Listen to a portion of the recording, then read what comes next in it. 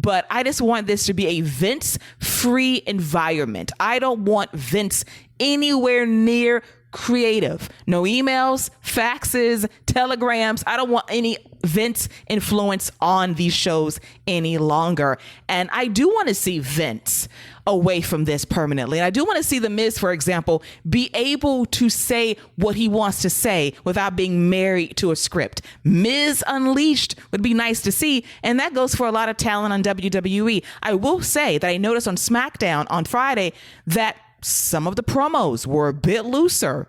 Michael Cole was free at last of not hearing a man scream in your goddamn ear every week for 25 years and you lose half of your hearing because of it. He was free talking about the New York Mets not being able to put 25 runs together in 2 weeks as they covered live play-by-play action of Boston smoked by Toronto 25-3. That was refreshing to know, hey, we can listen to real world stuff, apply it to our commentary, and have fun. Xavier Woods, scaring the shit out of me in a unicorn mask, was calling out Ring of Honor and New Japan. So you do see a bit more freedom, which I want to see on these shows moving forward in terms of natural promos and people having fun. That's what I want to see. You know, I agree with all that. And the interesting thing is, you know, you talk about Vince out of creative and what's going to happen. As far as champions go, I don't think I'd change anything. As far as who's champions, who's on top, and where we're going, I kind of like the trajectory. So I am going to be interested to see kind of who is the guy up next. You know, who does Triple H kind of anoint as that next guy? Because we're still in Roman's world. That's still the world we're living in. We're still living in the Bloodlines universe right now. And it's all about that. Bobby Lashley and Gunther are great secondary champions. I think they're both two excellent people that hold those titles right now while you have one singular world title. So I'm very curious to see who it is. And I do wonder if Triple H does kind of pull up a Braun Breaker and put the strap to him, or does he go with a guy like Drew, or are we just going to hold out until Cody and we get Roman versus Cody, even though I think you could get 2 matches out of Roman and Cody in separate matches? Definite possibility. You know, my ears perked up in the show. I noticed things left or right, but when they mentioned IWGP and Ring of Honor titles, I'm like, excuse me, what? That was not something I was expecting, and that was like, oh, you know, things are going a little bit differently here. But Scott, I think the bones of the construction of the roster and the champions, the way they have set up, I think all of that is fine. I got no problems with any of the title holders or anything. My issue is with the construction of these feuds, and hopefully that's what's really going to be addressed, is I would like a lot of these matches, these single one-on-one matches, to circle each other before they have a big one, instead of having one and then having another big one a month later and then having another one a month after that with a different stipulation. All of those things are the things that take me out of being excited for a wrestling story, because it doesn't feel special by the end. You know, I'm there the whole time. You know, I'm not one of those people like the casual fans that show up for the PLE. They're like, they're the ones that they're trying to get to come back. There's a way to do both. And I think if they choose the right people for creative, they'll be able to cultivate that. My one concern with Vince is that he's still a majority shareholder, so that if somebody in creative, like say Pritchard or whoever, ends up being in creative and making all these decisions, I'm wondering whether the puppetry is going to be like a marionette with the strings, or if it's going to be the hand up the backside and just Vince controlling him that way. That's what I'm wondering. It's just how the puppet master of Vince is going to work, because I do not in any way, shape, or form discount the idea that dude will be trying to run an operation behind the scenes. So essentially what you're saying is, instead of, you know, how Walter's been chopping Ludwig, that's going to be Vince on the backside, whoever he got in creative. That's essentially what you just said, like you're saying. And I agree with you. I 100% that dude is going to be evil masterminding this thing. Yeah, the upward grab and telling people which way to jump is not going away. And there'll be surface stuff like the commentary that he obviously can't control on a moment's basis. But if we're still seeing the same tread of matches, we're going back to the same like Riddle and Seth Rollins in September, I'm going to be a little bummed because it will really indicate to me that they're not taking chances to update the way that they are doing their creative. And that is so key. And Bruce got to go, with all due respect. I can't have him being controlled by Vince as Vince is sitting on his sexy bitch yacht. He's somewhere in the confines of his boat and he's on Wi-Fi communicating with Bruce from afar. No, I need him detached from all things WWE. And that includes the yes men as well. Kevin Dunn, cash out. Go away. Bye-bye. Bruce Pritchard. Cash out. Don't even cash that man out. Don't even cash that man out. Just kick him off the table. Don't even cash. Nope, you too nice, Keela. Don't cash that man out. You don't get to cash out. We take that man's chips. You have that guy cut his paycheck the way he cuts the footage on the live feed. Absolutely. And you split it up among everybody else. That's what you do. Chop it up. Man. Just chop up the paycheck. Let's do it 20 different ways because that's how I expected more ruthlessness out of you, Keela. I expected way more ruthlessness out of you. Way too nice on Kevin Dunn. Get him out of here. Well, listen, the man holds a lot of stock in this company, so he's got to cash out. And I'm trying to be respectful. But otherwise, his ass could kick rocks. Because I want to see a stabilized television show where I don't get motion sickness. So the sooner he goes, the better. Brucey, you got to go too, boo-boo. You got to go. You had a nice run. You got some nice checks. Do StarCast with Conrad. Have a life. Enjoy it. I need someone new and fresh in that chair, which leads to our next topic of in a dream world. As we talked about previously, now it's a real possibility. Who would you give the book to? Who would be the new head of creative for WWE, Jeremy? It's Triple H for me. He's always been the guy that understands what this business is going to be and what it will be in the future, or at least has the most concise idea, just being on boots to the ground for so long. I think that there are other people in the company that have been agenting and have an opportunity down the line, but for confidence, for competency, and for the ability to keep interest from a legitimate, and legitimacy from the WWE audience universe, I don't think there's any other option than Triple H. And if the company thinks that there is, I think they're fooling themselves. All right, Scott, who's your pick? I think you got to split it up, man. I think that's the problem. Is one guy is trying to do everything, trying to run all these different shows.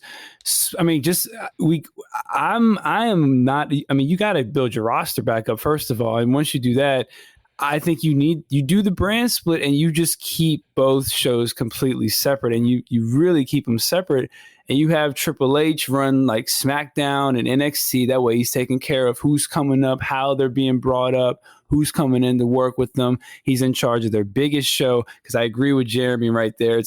Triple H has got to be the guy who's had the most success with the book as far as being able to create a brand and whatnot. And then I know it's crazy, man, but I'd let Jeff Jarrett take a stab at Monday Night Raw. I mean, oh God, what? Hey, look, why the hell not? I would give it to Paul Heyman before I would give it to Jeff. I don't think Paul Heyman would do it. I don't think Paul Heyman would have any interest in taking over the book. But I think Jeff Jarrett will be like, hell yeah, I'll take that book. Give me that quicker than that referee shirt.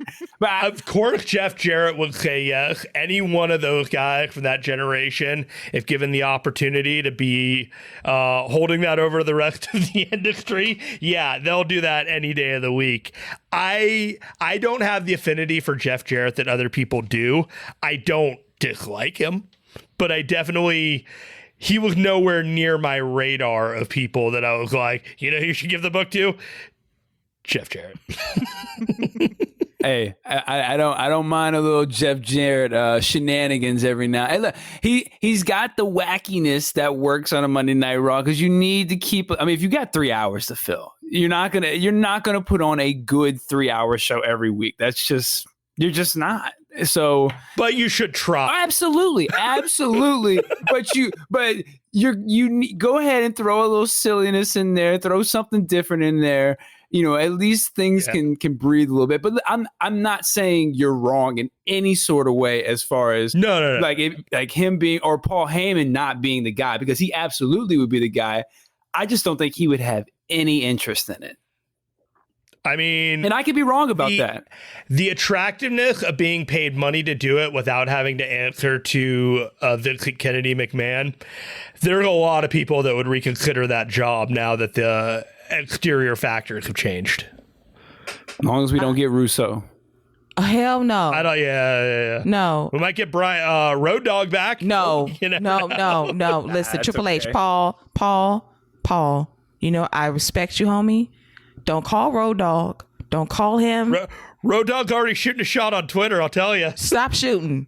Deny the shot, block it. No. No, I don't need him back. So no, we can set that aside. Now, I will say, I think Paul would want the job. I think he would want to run creative Monday Night Raw, maybe do some work alongside Triple H, because I don't want Hunter to overwork his heart. And it's a very stressful job, and he needs to be alleviated of some of that pressure. So I can see Paul doing a creative responsibilities with Triple H on Raw and or SmackDown as well. I just sense that there's a good relationship with Paul and Stephanie. And I've read that recently, and I feel as if that's someone that you can trust in terms of putting together good shows. He already did it for a while when they did that talent split up a while back with Bischoff and Heyman, and it wasn't Heyman's fault that it didn't work out. They're just like, yeah, we're going to change our mind on this. And it came from the guy that's not there anymore. So that's the part of it that I'm looking at and thinking, But here's another thing. What's stopping them from just getting rid of the brand split altogether at this point? That is true. I hear that, but I mean, that's 5 hours of TV time. And I mean, I know they don't have that big of a roster anymore, but I don't know, man. I've thought when done right, I've thought the brand split has reaped more benefits than from what I've seen of them having one roster.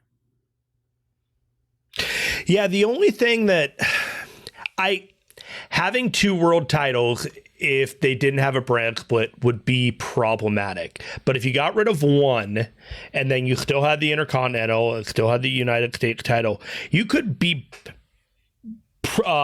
booking matches on Monday to advertise for Friday and Friday for Monday, or like Monday for next Friday or Monday for Monday. Just the idea that you have these 5 hours and you're booking long term, because that's been the big knock on WWE, is that they're tearing up their plans every couple of weeks and there's no ability to build upon the things that they've done in the past and give you a sense of anticipating these things. They've done a lot better job in the last 18 months when they've seen competition advertise a match ahead of time and then get favorable viewership as a result of it. These are the kind of things that, if I were logistically planning something like this, would be the things that I'd want to do. I'd want to mark down dates and have the people ready for this. And yeah, I get it, sickness and injuries and all these things, but it can be done.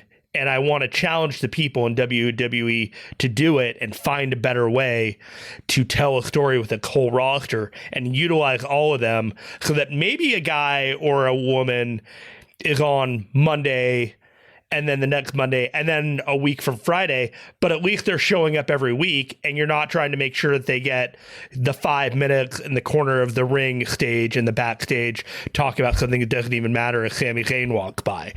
That's not good view time, but if you make that plan, if you execute a layout of, where everybody's going to be throughout the week, you're utilizing a roster much better, and you don't need to blow up a roster because it feels so sparse.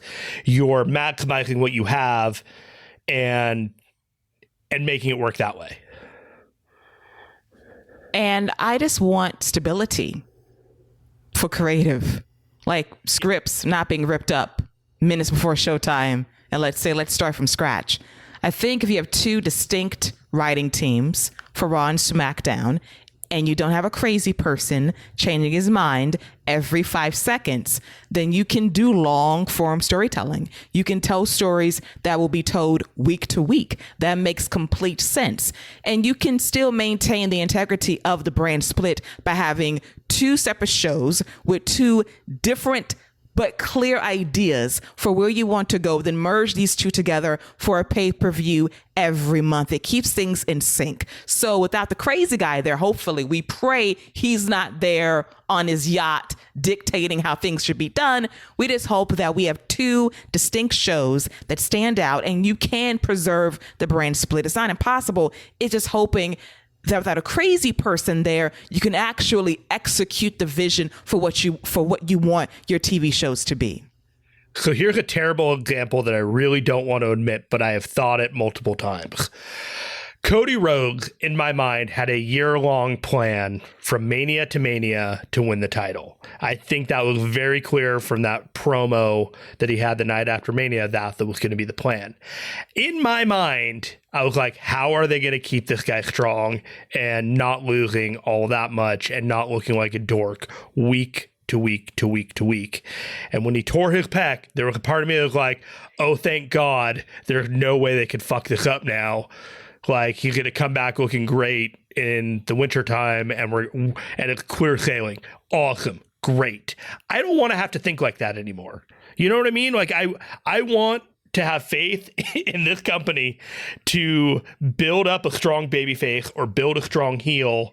And, you know, I see the pattern. I know what they're doing. And I want to feel like my intelligence isn't insulted because they forgot what they did 2 weeks ago. And that's all I'm hoping for. That's my hope too. I feel the same way because this company's gotten lucky with happenstance for too long. Becky getting knocked out. She's a star after that because you didn't see it for her because she's going to lose to Ronda Rousey at that year's Survivor Series. She's not going to be a part of the WrestleMania main event. She got knocked out. Bryan Danielson, CM Punk quits, and they say, we had a plan all along. The hell you did. Cody's pec tears. He's preserved for 6 months on the shelf to ensure the booking makes sense heading into next year's WrestleMania. And this dude, Cody Rhodes, is my MVP of the year for knowing when to sign with WWE. And look at your power, sir. Look what happened in a few short months. My God.